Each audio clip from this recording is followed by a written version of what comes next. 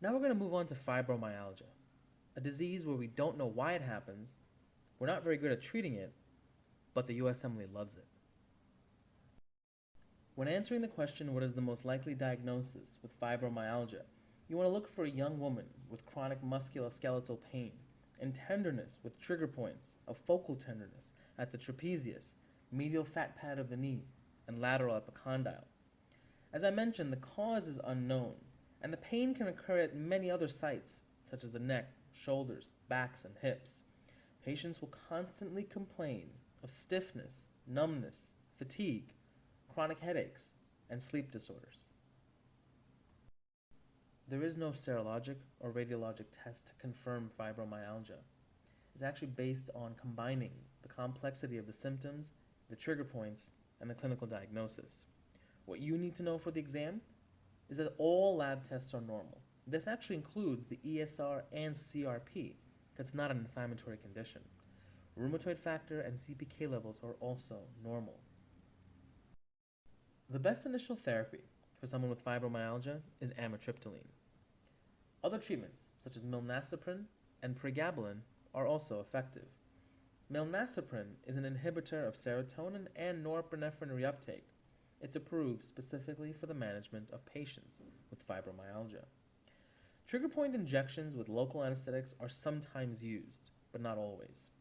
And remember, it's not an inflammatory condition, so steroids are always the wrong answer for fibromyalgia. Carpal tunnel syndrome. The USMLE loves to ask questions about it because it's a very specific presentation. What is carpal tunnel syndrome?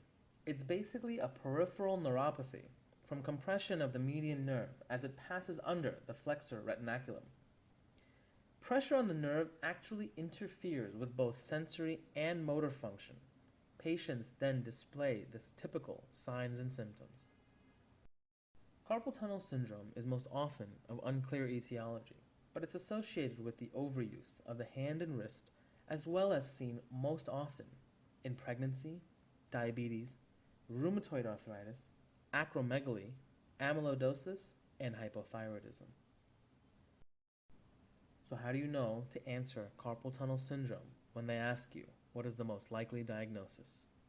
You want to look for a person with a pain in the hand affecting the palm, the thumb, the index finger, and the radial half of the ring finger, along with muscle atrophy of the thenar eminence.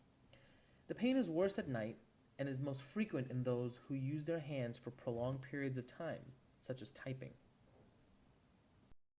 One of the tests to check for carpal tunnel syndrome is the Tinel sign. This is done by reproducing the pain and tingling with tapping or percussing the median nerve over the wrist. The Fallon sign reproduces the symptoms with flexion of the wrists to 90 degrees.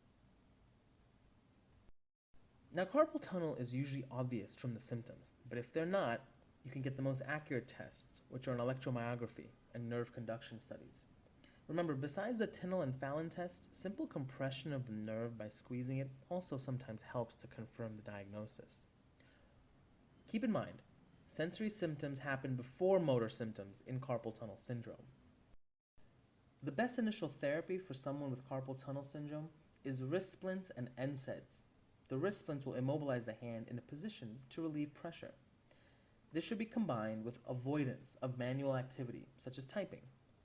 Steroid injection is used if the splints and NSAIDs do not control symptoms.